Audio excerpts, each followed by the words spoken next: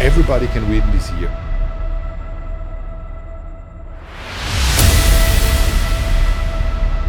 It is a job and you need to do your job.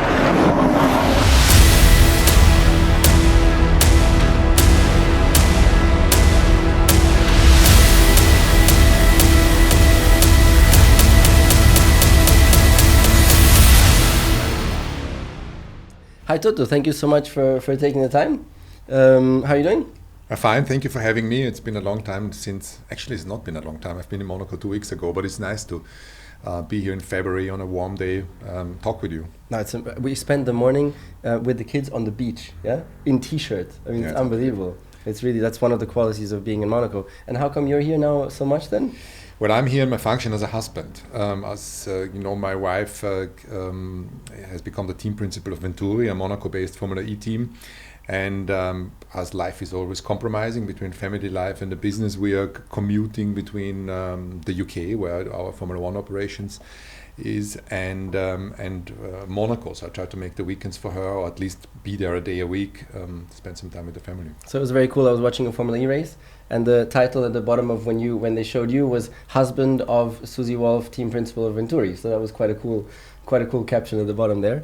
Anyway, I just want to say, for me, it's very exciting to do this podcast. And just to be clear, also for you, the listener, this is not about Formula One today.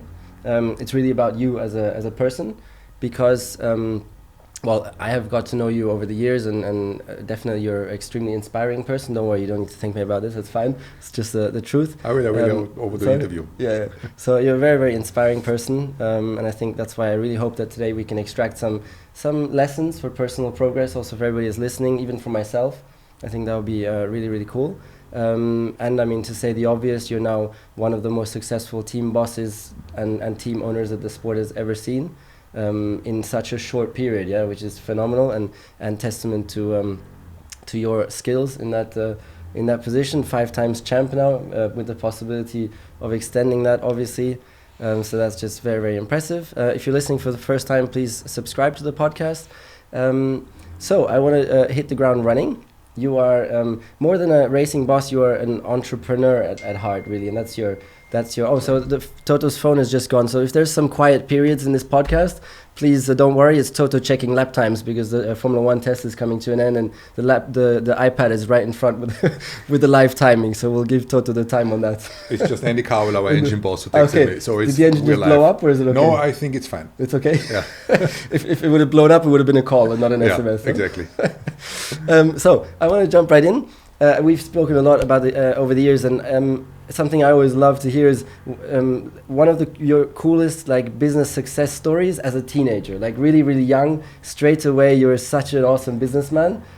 So I think for the listeners, it would be cool to get an insight into just one of them. I remember one being the candles one. I don't know if that would be the most fun to cover. Yeah, if it is, then let's do that, please. No, first of all, I'm really happy to do this with you, because I've looked at your podcast. I followed Flavio's one.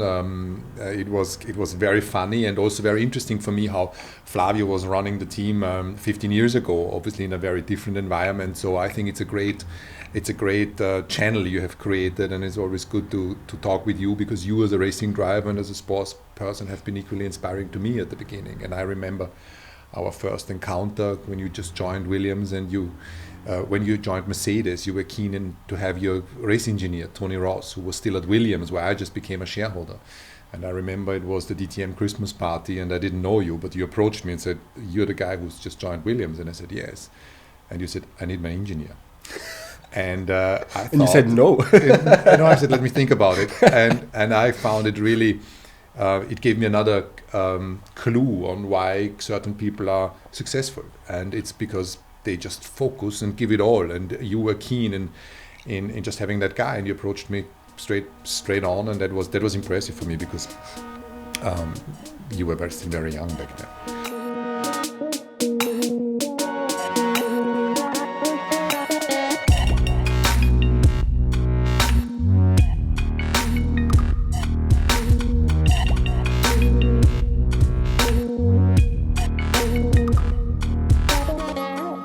The first business story, the one that you referred to, the candles, and maybe it's worth saying that you and I have spent a lot of time talking about business and psychology all over the years, and it has been a good discussion.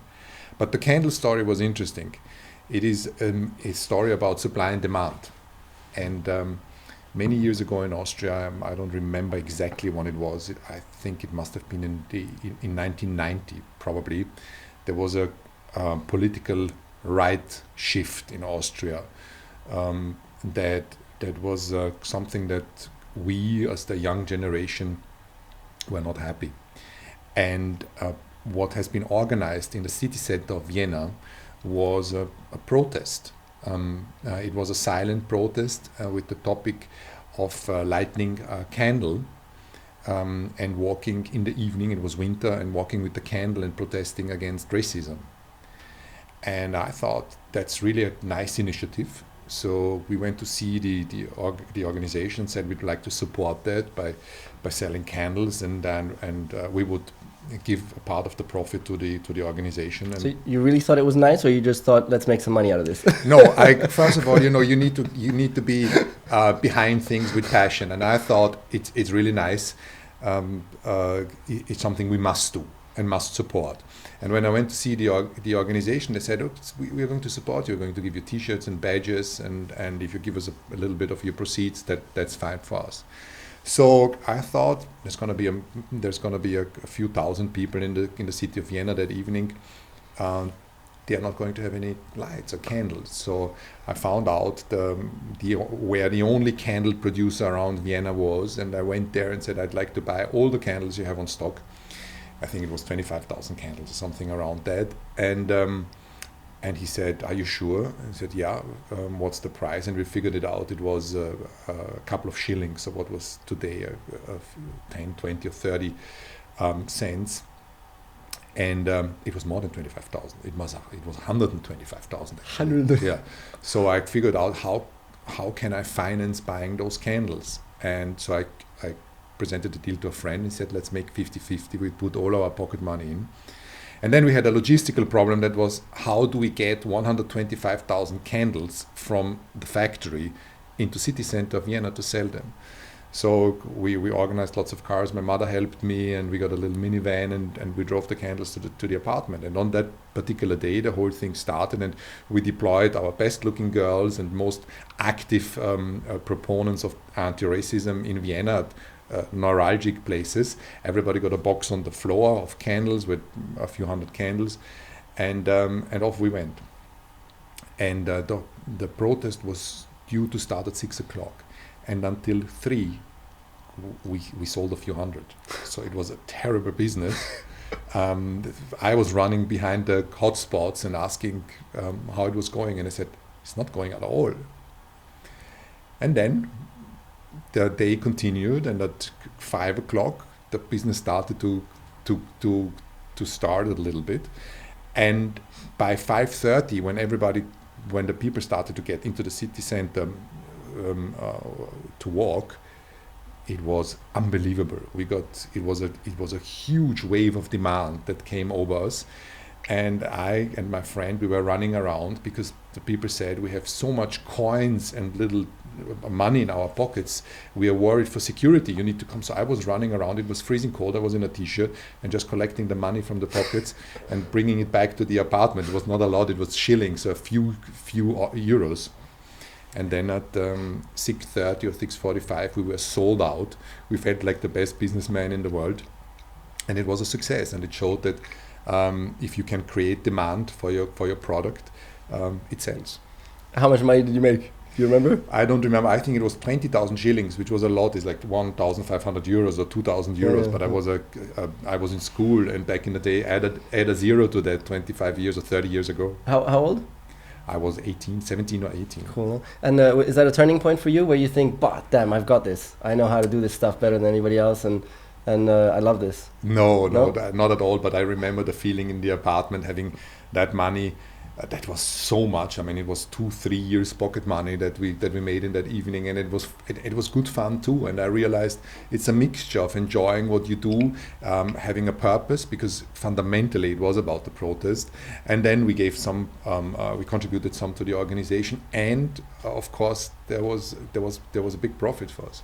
You've said high performance individuals all come from severe trauma or have been severely humiliated, and and sometimes you even like to say more or less they're all psychopaths, because how else would they have this such extreme drive? Yeah. I know it gets very personal then, but can you take us through a little bit then in your case, where you think, for sure a lot of that is genetic in all of us, that's clear, but where do you think in your case then this drive started, and take us through a bit about that. I have a discussion regularly with my wife about nature versus nurture. What is born, what is your genes, and what is being developed through the relationship with your parents and learned. And I still very much believe it's a combination of the two, because you have a genetic predisposition. You can see with all our small kids today, they have certain talents, and you wonder where they came from. My son kicks a ball since he was 1 year old, like a football. None of us plays football in the family, but he does that really well. You can see that he has a talent for playing that ball. So that is certainly something that was in him. But then also how your parents help you to develop, the love they give you or not love they give you, which environment you're growing up, the right friends or the wrong friends or no friends. And I think that probably my view of things when a while ago was that in order to be successful in your area, whether it's as a sportsman or as a businessman or an artist, you need to have that extra motivation and that extra energy, because it comes with pain. It's difficult to achieve these things, and that extra energy needs to have a source. And for me personally, that source was a very difficult upbringing. My father got ill very early when he was 30 years old with a brain cancer, and he managed to fight it for 10 years, but eventually died when he was 40 years old.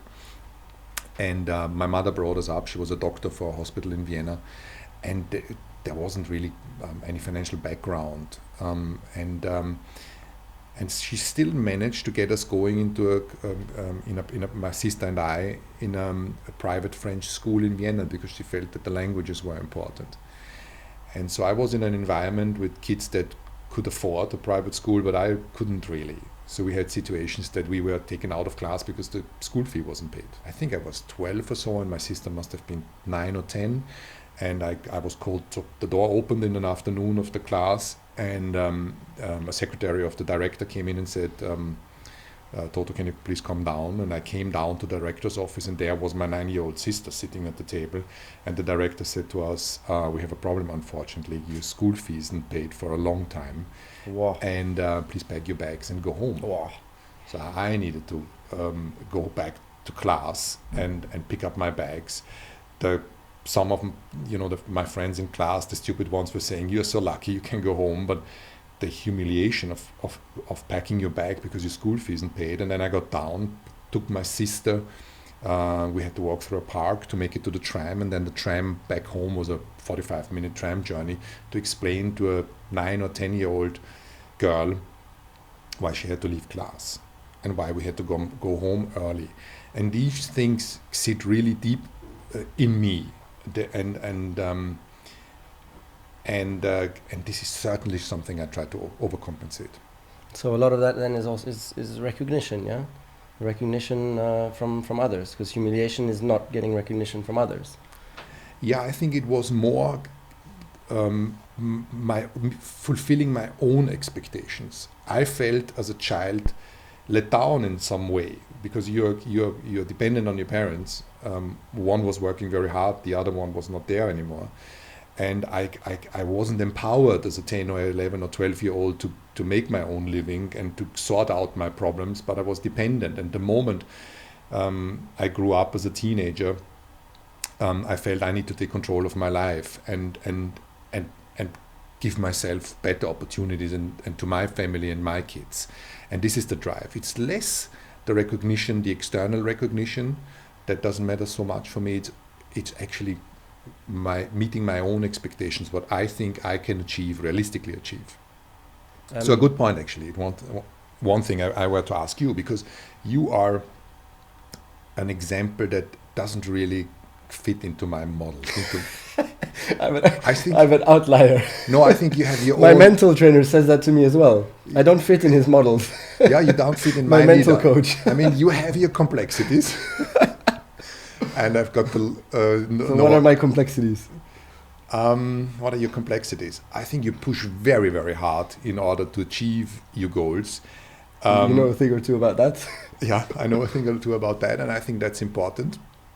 And often I hear people to say that, or the general opinion is, if you come from a difficult background, you have more drive. And I felt that it could also, the opposite could also be true. That if you come from a wealthy background, from an okay background, and your father was a Formula One world champion, and you've been raised in Monaco, but you still had the power to go into karting, expose yourself to the toughest opponent, and make it into Formula One and become a Formula One world champion. And I think that per se is a huge achievement, because you could have taken it easy, like 99% of your peers, saying, well, I'm fine in my life, but you still choose a path that is with much more a much more hostile environment. You still made it. So that's why you're a little bit of an outlier. Yeah, but here's the nature versus nurture, and I think that in me it's the nature that is very, very big for wanting to push and wanting to challenge and get success, which also is self-acceptance. Yeah, I'm someone who doesn't accept himself very much, and so through challenge I can find these short moments of self-acceptance, which is a very nice feeling. So that's another reason for pushing so hard and for going for all these challenges. So in this case, I think, okay, yes, I grew up in a wealthy family, but I think nature is powerful in this sense, genetically with me. Okay, by the way, I don't see this negative at all. I think if you are a lucky, and you have a lucky childhood, and you're grown up in an environment where there is not a lot of pressure, that is fine. That is good, actually. But yeah, it's a good example that nature was very strong. Nature didn't care whether you were raised in Monaco or in a worse environment. You just pushed all the way to become the best in the world. At the same time, though, I have to say, so my father raised me with a lot of expectation. Yeah, he for him the ideal man out there is someone who pushes for success. That's the way he lived his life, and that's also what he showed. Was he sort of wanted me to, the path for me to go. Yeah. And he would show proudness when he sees me pushing flat out, and if I'm not pushing flat out, he was a bit indifferent. Yeah. And so this is surely something as well, that because I want my father to be proud of me, and when I feel that throughout my life, I think it's another catalyst for me to really in depth want to achieve something and push, I suppose. Yeah. But what you posted that video when you won the world championship, and it showed a scene you and your father go-karting. There was a lot of love there. That was a relationship. That was not a father, an ice skating father, that was pushing for his son to be successful in motor racing. It was a father that was in love for his son. And I remember he was saying when he filled your go-kart up, that this is Formula One fuel you're getting. You say now. that? Yeah. This is extra super fine Formula One fuel, and you were in your little tuk-tuk go-kart. And it was a father that was being very proud that his son was doing that. So sometimes there are things behind the scene that people don't see. It's this image of a Formula One driver and his dad, Formula One champion. But there's a reason why people are successful. No, you're right. So my father was very wise, because I think he got that balance he nailed it pretty well. Yeah. In always showing me the love, but at the same time also subtly always reminding me that he expects me to push in life.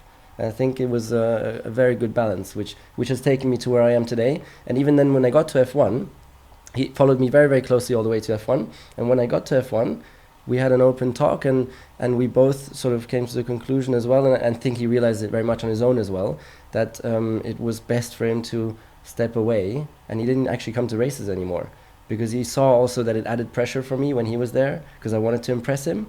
So then he stepped away, and it really allowed me to make my mistakes and set me free in a way, I think, as well. So I think he did an amazing job in finding the right balance. I think so too. It's certainly an amazing job, because if you imagine a father brings his son into Formula One, and it's the environment he loves too, and to be there and watch his son, there's nothing that you could be more proud of. And actually having the ability of stepping back and letting your son develop on his own, make his own mistakes, create his own life and his family is an amazing thing to be able to do this. I'm not sure I would be able to do it, but the analogy to a normal business life would be my mom always said, can I visit you at the race? And I said, would you visit me in my office and sit next to me while I'm at my desk? No, you wouldn't. So this is my job. So it is a job, and you need to do your job, and there is no other office job or factory job where your father would come and watch you handling things. So it's pretty normal on one side, but on the other side, it's the passion that that is within us. How are you going to do it with Jack? How are you going to find that balance? Also with everything that you've learned for yourself.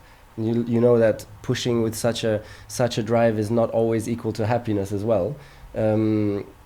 How are you going to go about it? It's very interesting, because the pushing doesn't function, in my opinion. My two elder children, Rosie, she's almost 15, and Benedict, they're 17. They never let themselves being pushed by me. I was having multiple attempts in go-karting, and I remember one time he went there and I said, I'm only doing this for you, and I'm doing 3 laps and I'm going in and going to the play park. And I thought, strong that he says it that way. Yeah, though. very strong. That's perfect. Yeah. I often didn't dare to be so honest. Yeah, he has a very strong character. So I thought he's going to forget about the 3 laps and then he's going to get into it. And it was literally this baby car, tuk, 3 laps. He pulled in, got out and said, I'm going to the play park now. That's it. My conclusion is, support the kids in an activity they love and like. Don't push them into something that they don't feel adequate in, or and then see how they go, and follow them and their passion. Try to show them what's possible, and it's not only about motor racing, but also try to spend some time with them, give them love, read to them, and show them a little bit of the world. Let's jump forward a bit. You were talking about the drive, so you really had great successes with business, made huge sales and turned companies around and all that. Then comes, I would like to understand, how on earth did you convince Daimler, the biggest car company in the world, that you are their guy to run their team? You were Mr. No Name. You had no clue about anything in racing. You just had some shares in Williams. You'd never managed anything remotely like a Formula One team. How on earth did you manage to convince them to give everything into your hands? You were skeptical back then, I remember. I was very skeptical, but you were as well, of me. Yeah. Because I know behind the scenes, before we met, you complained about my salary, saying, what the hell, you can't pay this useless guy so much. No, I would have never called you useless. No, but you can't pay this guy so much money. Anyways. He's the businessman. I think both ways it was probably skeptical, rightly so, I guess, as well. But can you explain a bit how on earth you got that Daimler thing? I got there a little bit under the radar. I was, when I tried to make it as a racing driver when I was 18, 19, 20 years old. I raised some sponsorship, and I competed in lots of junior Formula championships, in Formula Fords, which was like Formula Renault today. And I did that for a few years and realized that I don't have the background and the financial background and the technical background and the sporting background. So I called it a day. And the end came in 1994 when Can Wendinger crashed in Monaco a week or 2 after Ayrton Senna's death. My main sponsor pulled out. And today a friend of mine, Peter, who said, I don't want to visit any hospitals anymore. And that meant the end of my career. How hard was that then for a young guy like you? A dream suddenly went. It was brutal, but equally I felt that it wasn't really my best expertise. I was able to qualify a car on pole. I was able to run in the front, but I was never able to really. I saw performances that I couldn't do in you others. Managed to accept that. Yeah, but I accepted that. I remember there was a race he wouldn't even know, in a 1994 Formula Ford race in Zolder in the wet, and there was 2 classes, an 1800 class and a 1600 class. And I qualified the car in P2, which was very good, but young Nick Heidfeld, then 15 or 16 year old, with a 1600 engine, put the car in the 2nd or 3rd row, and you could see that this kid was different. And that wasn't something that I spotted within myself. So when Peter said, this is the end. It was brutal because I loved it, but on the other side, I took the decision, okay, this is ending now, a new chapter is beginning, and I applied for a job in a bank and worked as a trainee in a bank in Warsaw, and it was very hard because I wanted to be a racing driver, but I felt this is the right path now. And I forgot about racing for 10 years and came back as a GT driver, and I drove all kinds of GT championships, and we won international races. And then I went into rally driving. I was a co-shareholder of a fantastic rally team, finished second in the Austrian championship, which sounds not meaningful, but it was a competitive championship. And eventually I managed to merge the two worlds, my passion for motor racing and the investment side. And Mr. Aufrecht, the founder of AMG, who today still is one of the owners of HWA, we got to know each other, and he sold me 49% of his business running DTM cars. And this is how it suddenly started. And a few years later, the opportunity came in investing in Williams, and I became a minority shareholder in Williams. Got on very well with Frank Williams, and I would say that we jointly ran the team at that time. We even won a race in 2012 in Barcelona with Pasta Maldonado, and I felt that I understood with my little understanding as a driver, not on your level, but I knew what it felt like in a car and the difficulties in a car. And on the other side, 10 or 15 years of investment business. And eventually we did okay with an underfinanced Williams that year, and I got a call from one of the Daimler board members, Wolfgang Bernhard, who said to me, can we meet for a coffee? And I met him for a coffee, and he said, can you explain to me, we were both from Vienna, can you explain to me why our team is not functioning in the way it should? And I said, I can't tell you because I don't know the numbers and I don't know the structures. And he said, if we were to provide you with some information, would you then be able to assess that for us? And did Aufrecht tell him before that you were awesome? No. Nobody told me. I got to know him, and he asked me questions, and this is how it actually kicked off. And then there was a second meeting with Dieter Zetsche, he must have been a little bit skeptical. He was very like you. He was very skeptical, and he said to me, "How is it possible that your little team and your little structure wins a race?" And they gave me an insight, and I started to analyze what went wrong. And the major factor was that back in the days, some teams complied to a resource restriction agreement that was a gentleman's agreement, and there ain't no gentleman in Formula One, and some teams didn't. And so the teams back at the time was underfinanced and had structural deficit. And out of the blue, they came back to me and said, we have an idea. We think that as a corporate, we haven't got the right structures to run a Formula One team. It needs to be very efficient, and decisions need to be made every weekend. We would like you to run the team for us. And I said, I was really incredibly honored by the opportunity, but I said, that's not really for me. I'm an entrepreneur, and I need to co-own a business. And they said, funny that you say that. And then Bodo Uber, the CFO, came on board and said, funny that you say that, because we actually want you to co-own the team. We just bought 40% back from Abar, the Abu Dhabi investment company, and we want you to buy those 40%, invest, have skin in the game, and run the team for us. And hopefully it runs well. Then please shine the spotlight on the Mercedes star. And if things are not running well, shield us away. And I said, shine it on you. Yeah, if things are not going well, then shine it on you. And that was a feasible structure for me. And here I found myself as a co-shareholder with Daimler, and until today I have to pinch myself. There's very, very few structures out there where you have the opportunity and responsibility to represent such a great brand like Mercedes-Benz, and on the other side do it in the way you think is right, and the model has worked. Then it must have been a very, very steep learning curve, of course, getting into Formula One. I learned to respect you very, very quickly. I think it took one conversation. I also understand when someone is competent and not. Why was that? Why? Because it's obvious you're competent, and you just need one conversation. I think it's pretty quick, because not only competent, but you're not a too extreme narcissist.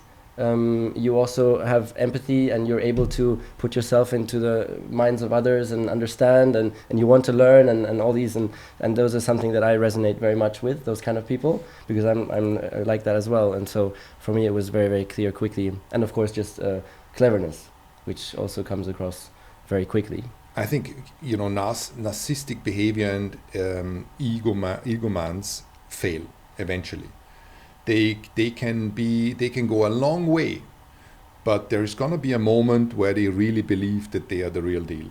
And if you aren't able to look yourself in the mirror in the evening whilst brushing your teeth and saying, I was a bit of an idiot today, and ground yourself, eventually the doomsday is going to come. I am 100% sure. We hear lots of success stories of people that are very driven, that have a big ego, and it gets them a long way. But the ones that succeed long term, that are not a flash in the pan, they grow slowly and they are very self-aware. And I think that is a very important personality trait that you need to have today. I'm not so sure, because if you look at Verstappen now, for example, yeah, he is like narcissist. You write it in, like you would write it in the dictionary, I think, because how can you not question yourself if you do 6 times the same mistake, and on the 7th time you still do the same thing, but then it happens to work because you have so much talent, and that turns it around into a huge success streak. So I'm not so convinced that you're right with that. I think an extreme narcissist, when you have the right special talent, can be an extremely powerful force, and maybe even the most powerful. I think with Verstappen it's different, because there is a part in his life that we don't see, and that's the relationship to his father, and I think that Jos is giving his son the direct feedback. I don't think he's holding back, and Max's behavior is self-confident in a way that you would even see sometimes overconfident, but you must not forget that he's very young. When he collided with Valtteri in Monza last year, it was pretty obvious that there wasn't enough space. And even if you look at commentators, I happened to look at, I was in my motorhome in Barcelona 2 days ago, and I watched the replay of the Monza Grand Prix. It was on Sky. And Martin Brundle, who knows everything, says that was not enough space. So it was clear. But I think there is a certain degree of super confidence that gives you, that helps you in your ability to drive. But I think the older he gets, the more he matures and grows, that angle, he's going to get that angle under control. And I think if you think back how you were at 19 or 20, I know how I was. I mean, I wouldn't have been able to cross the road here without risking an accident. I think that's a different story. You need to consider the age. Yeah, but I, for example, am very different. I don't have that ultimate self-confidence, never had and never will have in that sense. But for me that was also, it's a sensitivity, it's a sensitivity, which I see if you're able to channel it properly and learn to channel it, which took me a long time, it can be a huge strength, because it's the one that allows you to question yourself. Most of the time I think that I'm at fault, and that means I question myself. That means I try and push to improve and learn and progress. Yeah. Because I don't always think, oh, I'm the man anyways, it must be the other guy's fault. But I think if that is also a character trait among the very successful, that they very much doubt in their own achievements. I'm not so sure that somebody that is very vocal about being in the right doesn't doubt in the background. I think without doubting you will not come further, but it's one thing how you behave in front of a camera and in action in a car, and what your discussions are at home, looking at things, and the doubting is part of it, but maybe not displayed openly. What is important is to have people around you that help you to grow, that are not yes-sayers, that are not people that ignite your overconfidence, but people that are critical, but in a caring way, and in a neutral and objective way. And this is, I think, important in order to grow to somebody that can outperform others. So an important ingredient of your success is surrounding yourself with people who dare to say no to you. Absolutely, it's a fundamental part of our team's culture, that we are brutally honest with each other.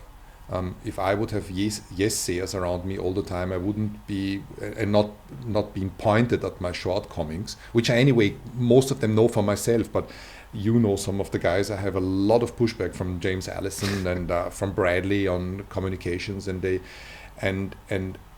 is an important part of me growing, because it's annoying to have criticism and to hear that, and especially more annoying if you know that they have a point. How do you learn to accept that? Well, at the beginning, the initial reaction is to say... Because you're very explosive. You like to explode pretty quickly. Yeah, that is which is a weakness, probably, no? It's a weakness. It's a massive weakness, and it has put me into trouble several times, literally. But I have witnessed it. You've witnessed it. But today, coming my way, by the way. No, but... back it's all good. It's all good. I think we knew about the situation. That was, I guess, Spa. But the point is that today I'm trying to channel it in a better way, and I have my help alliance, my helpers around me. Bradley, who runs our communications department, he sees when I'm going near the cliff, and he drags me away and said, "You should drink a tea now before you speak to the media." So we do that sometimes after the races. And it's important to have an environment that puts a mirror in front of you and say, it's not very good what you're doing at the moment. And I have learned to embrace that. I'm still very impulsive, and it's not always great. But on the other side, passion is important. So to get it right between passion and explosiveness is a trick that I'm still on my way to learn. You mentioned Spa. If I may say, Spa was not very impulsive. It was more very subtle. It was more like slipping across a piece of paper with a lot of zeros on it. But anyways, let's cover that. Let's not cover that. You also surround yourself with a wife who likes to say no to you, because I experienced that in a quite funny story. So I was flying with her somewhere, I think to a race. I was flying with Susie to a race, and her phone rings, and it's you.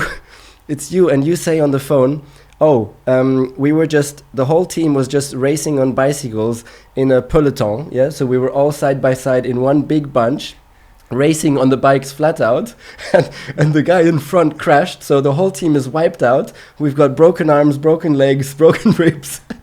And Susie on the other side was like, "Toto, no, you couldn't. How could you do that? Toto, no."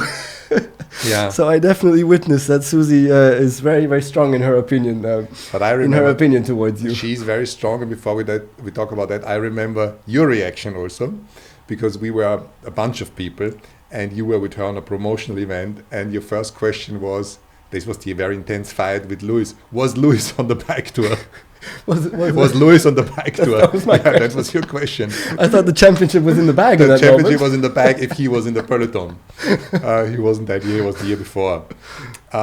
She's very strong as a woman, but equally she gets the balance right, because we are sensitive doubters that need the feedback from people we trust and from our loved ones, and she gets the balance super right between telling me how great I am and how well I've been doing things. I get text messages from her, lovely text messages with regularly updates from our kids, and that support is something that I very much need. But on the other side, so she has that side as a wife and mother, which she sees as the two most important roles in her life.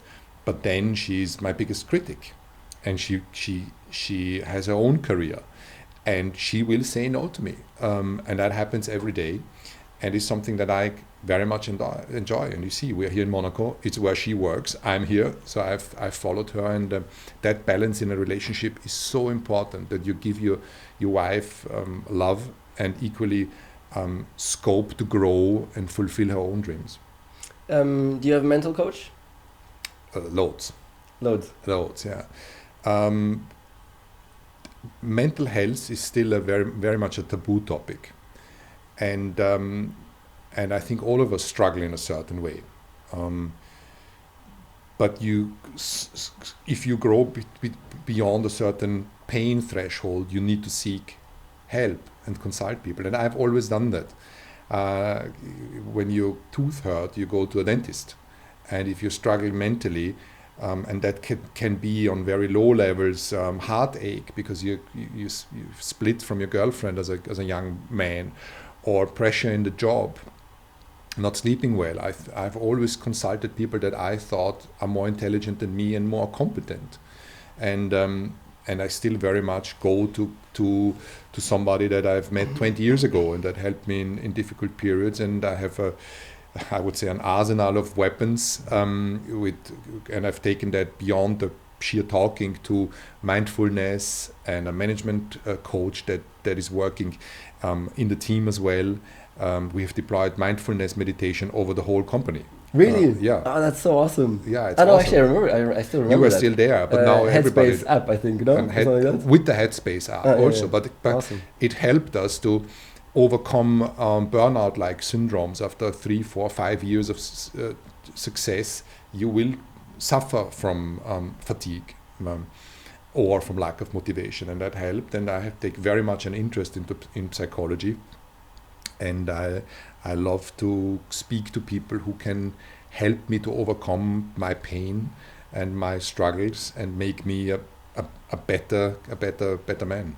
I have a question for you, because with sportsmen, I have seen that there is, like in a normal world, mental health is somebody nobody really wants to talk, but especially among professional sport people. And it started to loosen up a little bit, but you were one of the first that when you won your championship, you came out and you said you've worked with somebody, and you told me on the flight back from that flight from Singapore back to Frankfurt. Before I forget, you were a turning point moment I want to talk about is your how you were saying the eagerness to learn. Yeah, I think that's so important for success and for progressing in life. Eagerness to learn, which you also do so much of. That's a very, very important lesson every day. Learn from people, from books. Super important and valuable, I think. Then, so you just spoke about a mental coach. So Formula One is a macho world, yeah? So brain doctors for losers in Formula One. Yeah. That's a pity. We're one of the last sports, I think, where it's still so taboo to have mental doctor, brain, whatever you call it, the psychologist. Grosjean uses him. Mm-hmm. That's the only guy who publicly talks about it. I had one my whole career, never talked about it, again for that reason. And I started because my first year was so damn hard mentally, because it's such a shock to get into that world, and it was so tough with Williams because we were nowhere, and then you start to get criticized, not only the team, the drivers. It was really, really a shock entry into F1, and so that's where I said there's got to be a way for me to improve mentally as well, and become more resilient and find ways of progress. Yeah, so this was my starting point, and it's the most incredible experience ever in my life, and I can't believe you don't learn this stuff in school. Yeah, because it's an ocean of opportunities out there. Every single thing that you experience has already been experienced by a genius in the last 1,000 years, who is able to write it down in a way for all of us to understand, and for all of us to learn and use it for ourselves. It all exists out there, and so it's incredible. So I can only encourage everybody, just as you do, everybody who's listening as well, to really look into that space and find your way, find your own way, read, and I learned so much. I learned. We studied philosophy, yeah. So why are we the way we are? Why do we have fear of failure, which is a next point I wanted to cover? Why are we jealous? Why are we scared? Why are all these things? And if you understand yourself, so powerful to understand who you are. Yeah, it's incredible. I think we need to take, and it's a good opportunity that you and I talk about mental health, because people out there that struggle will think, Nico Rosberg and Toto Wolff, they don't suffer from mental health. You know, Jeez. Why should? Geez, if they would know how we do, and I think breaking that taboo is very important. It's a topic that is very close to my heart. I've even started a startup that is called InstaHelp, where rather than going on Dr. Google and asking for help or Googling anxiety or depression, you come in a professional environment and online you seek help and you get a response within 2 minutes in order to help people who suffer.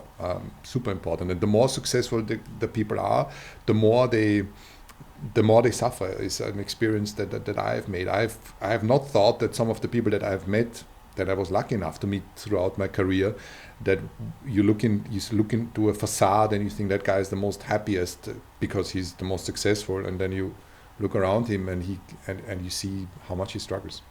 So success not necessarily means happiness, huh? No, that is a very, very tough lesson. My mother used to tell me when we had the adverse circumstances that it's easier to cry in a Rolls Royce than in a Volkswagen Beetle. I made the opposite realization. It's actually when you suffer and you have everything, you realize that having doesn't mean happiness. It's much more about purpose and passion and doing something that you actually enjoy doing, with eventually also having an objective that you want to reach or a target. But having everything and suffering, you're being robbed of your dreams somehow. So that was a very tough lesson I had in my life. Man, this is my 9th podcast. It's like such an interesting moment, and it's so difficult for me to keep the flow going, because it's like amazing insights, I think, and so damn interesting. Can we just repeat your app, please? I think that's very valuable. Yeah, it's called InstaHelp, and it's being launched in Austria, Germany, I believe Switzerland, the UK, and soon France. And instant feedback. Within 2 minutes you get a response from a doctor, and so the doctor will assess whether it's severe, whether there's a big problem, or whether you need a coaching and psychological support. And that is the B2C side. So we offer that to everybody out there. And equally, we offer the opportunity to companies to have that tool detached from HR. So the HR manager wouldn't know if somebody is in the system. And I think we just need to open up and rip down the walls, the taboo walls of mental health. That's cool. That's very powerful. Which I didn't know about you. One thing I read was that you've learned to really focus in life and get rid of distractions. For example, on the 20-hour flight back from Melbourne, you just sat there for 20 hours and did self-reflection and didn't read a book or listen to music or a movie. Nothing. Is that I didn't know that about you, but that's something that you've really learned for yourself. And I did that on my way to the World Championship. It's one of my biggest ingredients: simplicity, focus, and really having these moments of just self-reflection. I would write a diary, and because it's just so much otherwise, the intensity, and to keep some balance, it's so powerful. And I brought meditation into that. Mm-hmm. Yeah, it's presence and all that. Can you talk a little bit about that? Yeah, imagine everybody talks about the impact of social media on our mental health or distraction. There is no more moment that you sit for yourself or you lie for yourself and you stare out of a window and you just enjoy being and you think. The moment we have a free minute, we go back on our mobile phones and we look for an email, or we surf the internet or look at social media channels. Because it's immediate gratification. Yeah, but it actually, for me, it puts your brain on a standby mode. That sucks, but... Yeah, and there is I guess there is a system behind it because it generates a huge commercial machine in the background.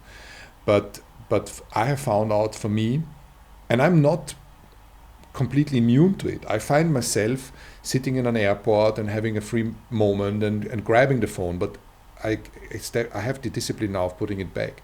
And what you mentioned in the flights, these are for me the most peaceful moments because I don't hook myself to the Wi-Fi if there is one, but I'm able to not read, not watch a movie, just eat, be there for myself, reflect on the things that happened and that I think will happen, and I give myself thinking time. And often I'm very surprised, and you sit in the airplane and you watch around this whole Formula 1 community and everybody stares into a screen and watches the most stupid movies you could possibly watch. And I really enjoy staring into space. I look at this, I look at the ceiling and I can do this for hours. I think that's really powerful. I didn't know that. But that discipline, I think is very, very valuable for all of us. To learn, and to really push for. And but you will see the gratification is enormous because for me... Longer term though, huh? Yeah, longer it's term. Not instant. Instant, it's easier to take the phone and look at an Instagram picture. Yeah. That's why we're all addicted to that. Yeah. It's more difficult to do the path of just not doing anything for a while and having self-reflection because it's also boring and all that. But longer term, so powerful. So powerful. And even in an office environment, I encourage people to put the feet on the table, literally the feet on the table, and stare out into space rather than to stare into a screen and pretend to be working. I think we are not giving us thinking time anymore. And I think we need that. When you look at the old pictures, I always say that within the team, when old portraits of Churchill or the very clever men of the past, sitting in a fauteuil and looking out, they're thinking, when are we sitting in a chair and staring out into a nice environment and thinking? Nobody does that anymore, and I think that's super powerful. And my children are fed up of that story. I tell them every minute, and I say, think about your life, but that will be a huge differentiator in the future, because we are all victims of social media giants that suck us into their system, literally, that drag us in. And I think if we can resist that, we will become more competitive in a world where everybody becomes a carrot, a vegetable. So we will... I totally agree. No, my kids would say, not again that story. It's something I think about a lot. How can I teach that to my children? Because as you say, they're so they don't take you serious when you say that. They're like, stop that rubbish, yeah? Something that, and I think the only way is to go by example. And one day when they have their first real mental suffering because of too much social media or what, they will think about you. And then it will click. And I think so too, yeah. That's the only way. But lead by example. If you as a parent, you're sitting on your phone, and even if not watching social media, but reading emails, they will see that. Oh, damn. Don't do that on a dinner table. My 2-year-old sees me and doesn't comprehend if I'm not letting him watch a movie. And it's already starting. Yeah. You talked about the eagerness to learn. I think this is also a very important topic to realize that we are on a path, on a development path. We are not frozen in what we are today and in our abilities. We're able to develop them further. Every single day is a learning opportunity. While speaking to more intelligent people or just different people. Embrace diversity and different opinions. And this is, for me, every day I'm going out in the world with big eyes and eager to learn. This is amazing. Progress, so learning, is one of the most powerful things as well for happiness, because it gives you're proud of yourself. Yeah, it gives you purpose. If you see that you're growing as a human being, that equals happiness, and the attempt to learn equals happiness. I have experienced. I think it's very, very valuable. Yeah, especially if you can kind of merge it with an objective or a target that you want to reach, and even if it is only to learn something about a certain topic. I think progression and a certain degree of pain equals equals growing as a human being. Well, I mean that's another point. It's very important to push yourself into pain, because that's where you grow. If you're always avoiding, you don't grow. But you need to reflect about it. Yeah, okay. Not just run against the wall. So what is success for you? In F1, to make it more simple. Well, the philosophical part is achieving my own expectations and not falling short of them. And in F1, what is it in F1? It says winning, isn't it? It's winning. The next race. Yeah, that's it. That is actually, it's not even winning championship, it's winning the next race. Yeah, so I think that's really, that you are extreme, yeah, in that sense. And we all have that, the fear of failure, yeah. But if that's what winning is, it's winning that next race every single time. How do you deal with that? Like, the fear of failure and the pressure must be so, can only be so gigantic. And also where you are now, you're on the peak of Everest. You're probably even standing on the pole on the peak of Everest, yeah. I mean, there's almost no way. There's nowhere up. It's just down. How do you deal with that? With that fear of failure at some point going down from there, or because we all have it, yeah, we all have fear of failure in our lives. I'm just thinking that yours is surely, your position is at an extremity, because you have billions of people watching you being at the top of Everest, king of Formula One. How do you deal with that yourself? How do you find a way to keep some calm in that situation and keep enjoying in that situation? It's a very good topic, because the pain of failure lasts much longer and is much more intense than the joy of winning. I know a thing about that You as know, well. a thing or two about that. And the pressure, every year the pressure has been growing with me, and we see that within the team that towards the end of the season, there are stages where it's not enjoyable anymore because you put yourself so much under pressure. It's not only me, it's many of my colleagues in the team. And it's something you just need to accept, and deploy all the strategies that we've talked before. Do mindfulness, meditation, find time for yourself, exercise, eat well, sleep well, be disciplined, but equally have realistic targets. I think this is the most important. Winning every race is not realistic target though, No, which is your target. It's not a realistic. There is no sports team in the world and no manager or no sportsman that has won every single game or every single race or every single championship every year. And I'm in the process of getting my head around that this is pretty normal. That losing is part of the sport. That even within Formula One, people cheer for the underdog, and we've been there 5 years, and people would want to see somebody else being competitive. And I think for the sport, it would be great if there's more of us that fight. And for me personally, as much as I hate to lose, I have kind of embraced the notion of not having an entitlement to win.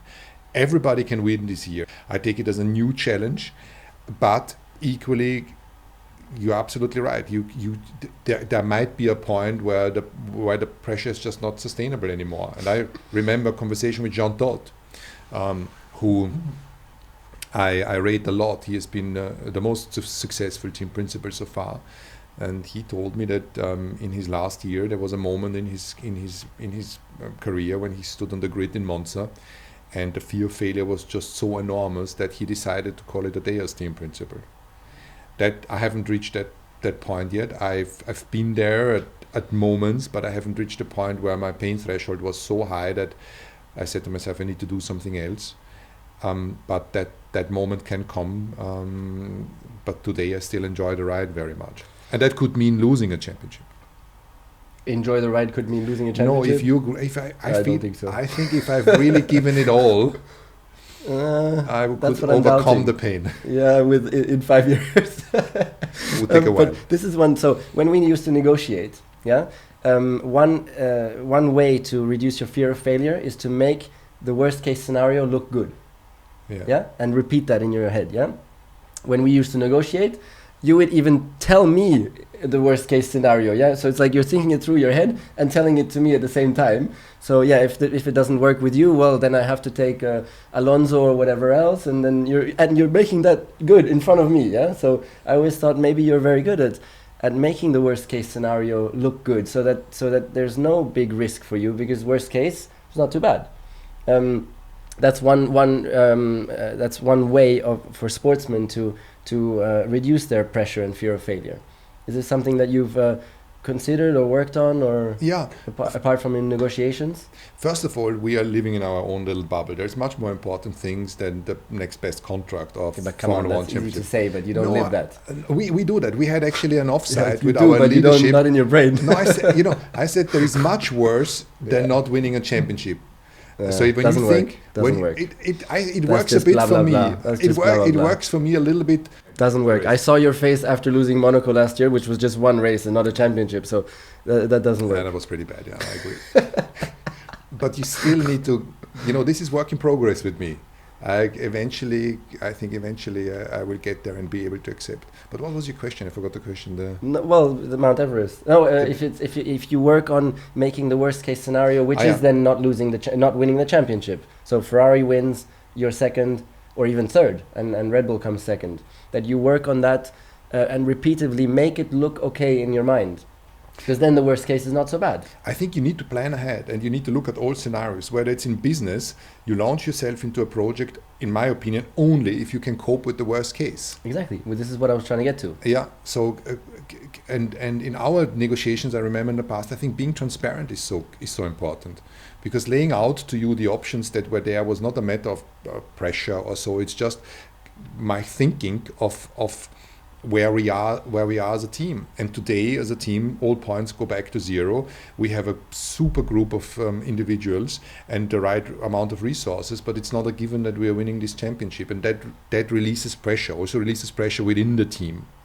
You're able to start to believe that as well for yourself, yeah? I've always done that. Okay. I know you're not sure about that. No, but that's the way to go. I think you need to do this. I think then, first of all, you avoid the sense of entitlement. And we've seen in the past that some people thought they were entitled to win every championship and they became arrogant and eventually failed.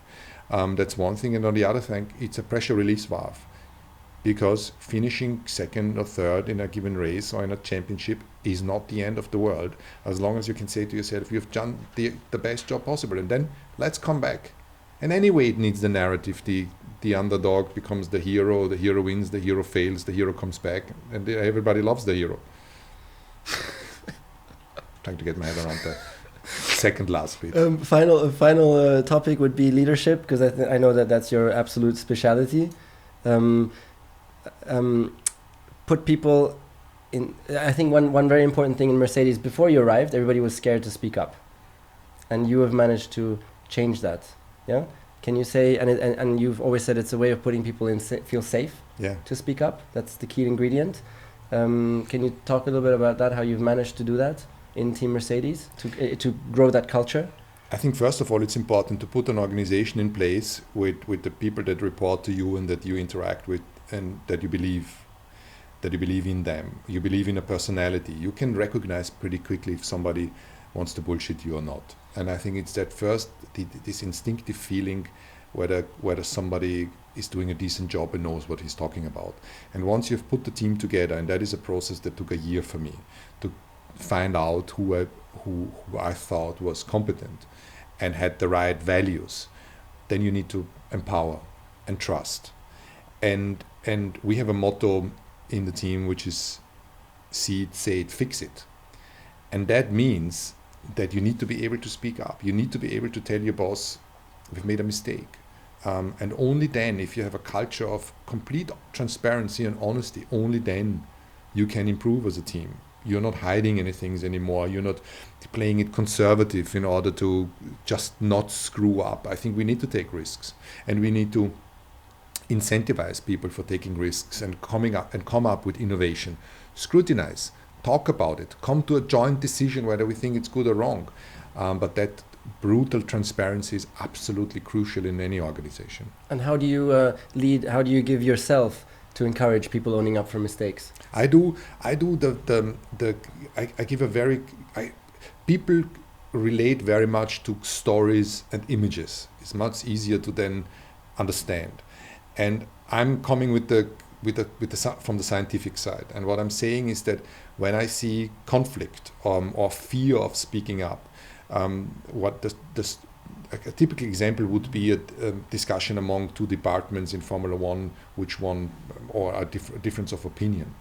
And the human brain is wired in a way that if I'm saying something to you that you don't like or you disagree, your very emotional side of your brain, the amygdala, is going to take over and say, I don't like it, and it's going to switch to combat mode. From that moment on, you're not listening to me anymore. You're just thinking about your response. You're just thinking about how to retaliate, how to come back and make your standpoint strong.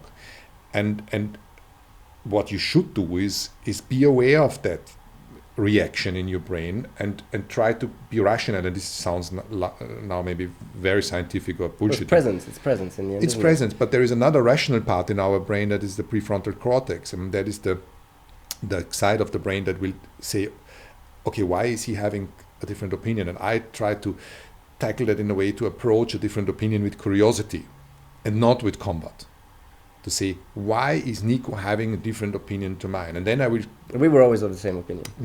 Most often, just in the contract negotiations it was different. So why is he having the different opinion? Well, of course, it's his career. He wants to have the best possible contract, be sure that he's in the best car. That is your objective. And maybe my objective is not aligned, but I can respect yours because I would do the same. And the moment you're able to respect somebody else's position because of a different agenda, it's absolutely fine. Then you can put it all on the table and say, I know what you mean, but my opinion is another one, and we need to find a compromise. And this is something that I very much enjoy to create and help to co-create such a culture in the team.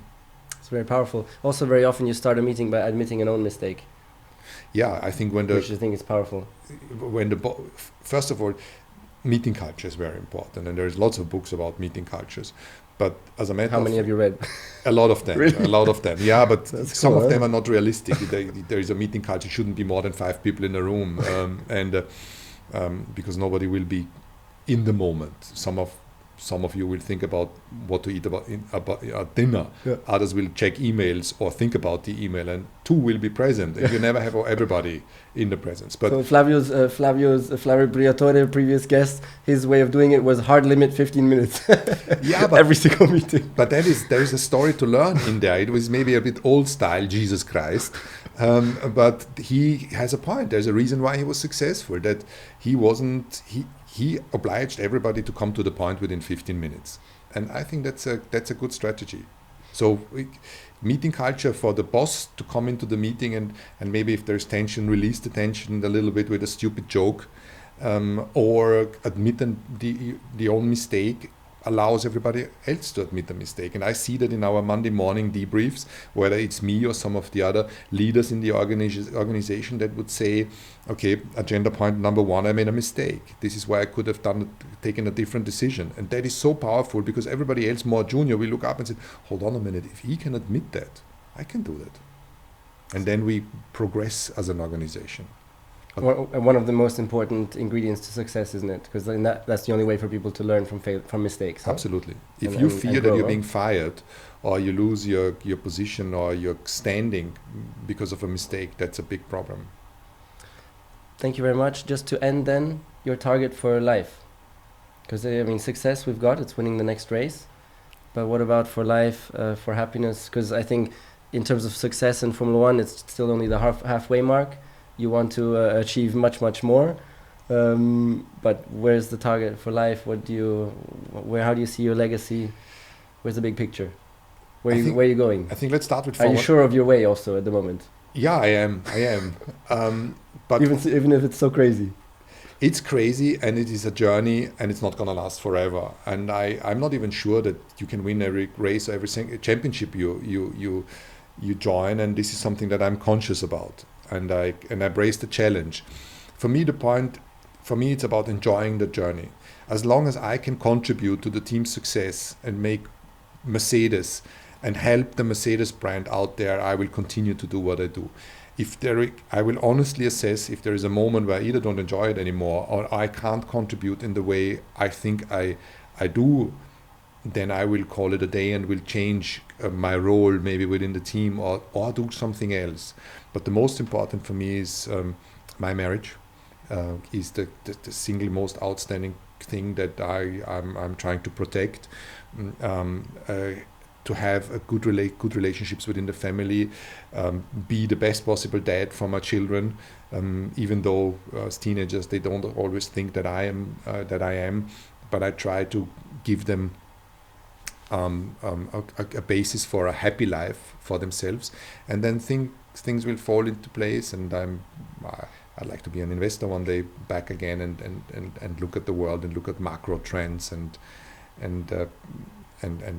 then deploy them in investment strategies. That's going to come one day again. And become a billionaire. Well, I can't really answer to that. Today we're counting in lap time, so I'm very much into lap time KPIs, not money KPIs. Okay, thank you very much for your time. I really hope you, dear listener, enjoyed it as well, to see this different side, personal side. I really enjoyed it. I thought it was very, very inspiring. And please subscribe to the podcast, if it's your first time listening.